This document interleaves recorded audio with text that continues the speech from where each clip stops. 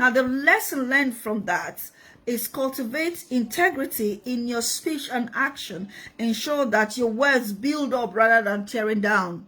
Praise the Lord. Now, the final point, or the final key point from our today's daily digest, is promoting peace and unity.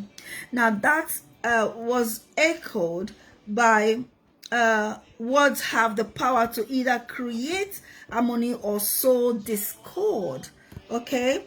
And as a Christian, or as Christians, we are called to be peacemakers, fostering unity within our communities. Now, the lesson gained from, learned or achieved from that key verse is use your words to promote peace and unity and encourage others to resolve conflicts and conflicts through understanding and reconciliation. Don't go, they call you to resolve things. Don't go and stir it up and muddle the water rather than you making peace. You went there and caused chaos, more chaos, and talk the one they don't send you and the one they send you. Avoid that. Nobody sends you.